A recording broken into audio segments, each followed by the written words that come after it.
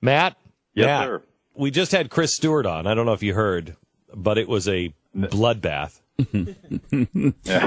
He's committed now to voting for John Boehner, and he's really strong in his belief that he's doing the right thing. We just heard that Mia Love is also defecting to the Boehner camp. So the hell is happening? Chris basically said that everything, all the information we had on Boehner and his opposing some of these things like repealing Obamacare, all wrong. All wrong. Not true. He's a great guy. Well, he's got the leadership's talking points, and by the way, it doesn't surprise me. The fact that there's now 15 members that have publicly come out and said they're going to vote against Boehner, that is incredibly heroic. They've already started going after Randy Weber from Texas. They stripped him from a bill that was very important to him. And the way this is going to work from now, I can get upwards of 26 votes based on our whip list. But the way it's going to work is there's going to be a lot of cowardly members that are waiting to see who's going to win. And if we get to critical mass, which is still an uphill fight, we're going to get a huge vote. And a lot of these guys that are telling you now that they're voting for Boehner, they're going to switch. And I used to work on the Hill, and what happens is that a lot of members will sit there on the floor, and they will switch their vote back and forth until it's gavelled down, trying to decide where the winners are. Ugh, that is excruciating. Yeah, that's excruciating. This is why no one wants to deal with this. So help me out, Matt, because I'm going over your list. You score these guys. We trust you to score them. And Chris Stewart said all those things were wrong. And so is he just splitting hairs with us that these weren't actual votes, but as opposed to Boehner just opposing these things? Is that what he's doing, or is he? Yeah. What he's saying is that the speaker doesn't typically vote. Yeah, and we knew that. We got that. Yeah, and but he's wrong. I mean, the speaker is in charge of what happens on the floor, and he's using semantics to try to confuse people. It's just like voting president instead of voting for Louis Gohmert. It's not the same thing. I think that's what they're doing. I've been reading some of the Twitter traffic from other Boehner flacks. This is hardball. They're going to confuse things, and again, it's a heroic act to take on the speaker because you might lose your committee assignment, you might lose your campaign funds. So you had to have talked to Mia Love, because Mia Love was. I mean, we love Mia Love, huge supporters. I know FreedomWorks huge supporter. She's in our camp. What the hell is she doing? She's doing the safe thing. It's that simple, and I think there's a number of conservatives doing the safe thing. I can't defend it, but that's how things are done in Washington. Play devil's advocate with me, because she was, because you were there, you worked at Capitol Hill. The only way I could sleep at night is I could say, look, this is my first day. This isn't going to happen anyway. So I'm going to come out and I'm going to play the game here because it's just not going to happen. And that way I get some bonus points and then I'll be able to make a difference. What's wrong with that? Well, the biggest problem with that is that the world is changing, because it has typically been true that you can make the easy vote. You can side with leadership on something like this in hopes that you do get the committee assignment you want, in hopes that they will put your legislation on the floor. My observation over the last 5 years is it's been a one-way street. When you're working for their legislation, maybe it's Keystone, maybe it's some of the corporate legislation that we would actually agree with, that it's good public policy. They want our help on that stuff.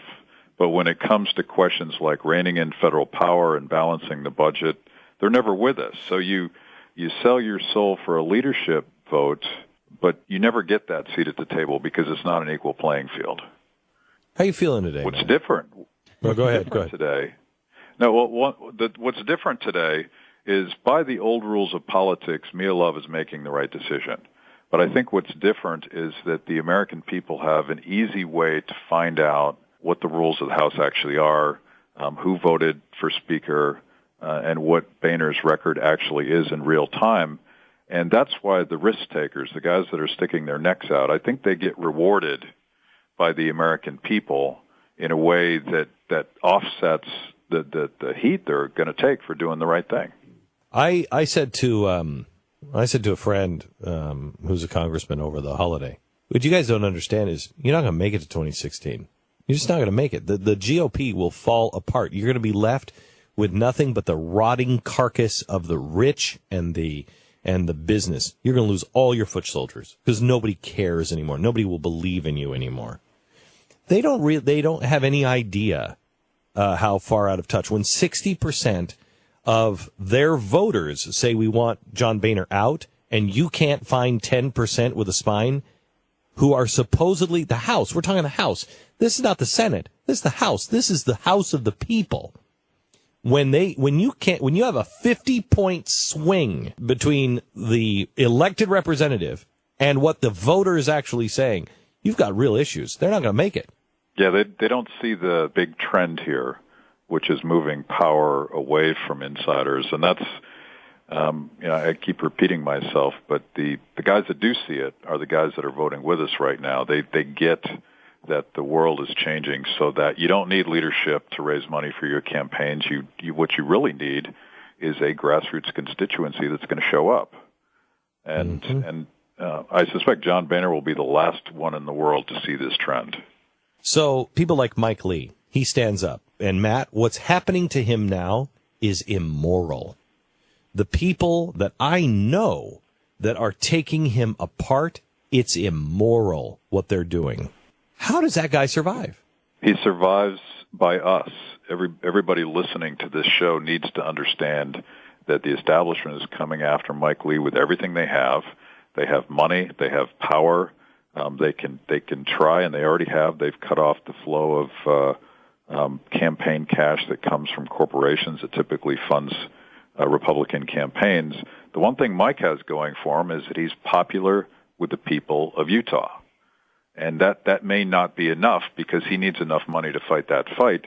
But you remember, they just tried to do this to Justin Amash in this last cycle. And Justin Amash crushed his chamber opponent. And it's because he was able to reach around the campaign establishment and the leadership and talk directly to the American people. This is basically the second Star Wars movie, The Empire Strikes Back. And if they take out Mike Lee, the fight's over. We've just established the precedent and incentive that if you buck leadership, if you take on the big issues, you cannot succeed in the U.S. Senate. I think we're going to win that fight, but no one should take that lightly. This is the most important fight in 2016. I would argue it is. I'm concerned that I don't see any Ewoks for the third episode showing up. I don't know where the Ewoks actually show up. Do you have a whole Ewok village that you're hiding someplace? Because we're raising them from scratch. Literally. Good. So think about, I'm being half serious here. Think about the world we live in and the very long tail of the internet where you have all these men and women who believe in freedom in their gut, but they're rationally ignorant of Washington. It disgusts them. They don't care about it. They don't want to know about it. We're making it easier for moms and dads to understand that politics matters to them, that they can show up, that they can continue to do their first responsibilities in life, their kids, their family, their jobs, and still participate in the American process. That's the paradigm shift that I'm talking about, and those are the Ewoks swinging in, right? They're coming in to the last minute. I don't know when that happens. I think it's any moment, and I hope it's before 2016, but it's that awakening that we've been talking about. Last question, and serious question. Chris Stewart's a friend of mine. Did you hear the interview? No, I didn't. I'd invite you to go back and listen to the interview if you had time today. He took a pummeling. I promised him that I would go up and put his butt on a plane and get him out of Washington if I thought he was in deep trouble, that he was about to lose his soul. I think he might have been. I think he's a candidate here of losing his soul. I think we may have lost. I mean, we've lost him before. We've had a couple of friends, and we don't need to get into it. But you know, Matt, you've sent up friends, we've sent up friends, and they lose their soul. Yeah. These guys, are you concerned that this vote is a soul vote, or can you be Mia Love and still tomorrow get up and still be clean enough to be able to move on? I do think it's the latter, because I think there's nothing pure about politics, and if you're going to get involved in politics, the question is, do you know when to say no? And I don't think it's a slow bleeding. It's not one vote or one cut that gets you. But I can tell you that even my friends from my Capitol Hill days, they stare at me like I'm an alien. They don't understand what it is we're trying to do, because they really don't understand where the American people are right now. Mm-hmm.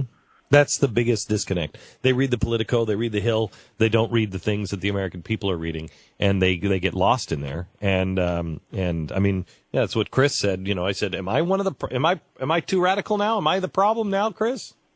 Because they before they get in, they're all on the Constitution, and then when they get in, they're like, well, you guys don't understand. Yeah, I think we do. I think you've just had too much Kool-Aid. All right, Matt, thank you very much. Votes at 12:30, and we invite you to still call. What's the switchboard number at the Capitol? Do you have that, Pat? 202-224-3121. It didn't sound like you really knew. No, I was just trying to remember. Yeah, okay. Off the top of my head. All right, and you can Facebook and tweet. All right, thanks a lot, Matt. Appreciate it.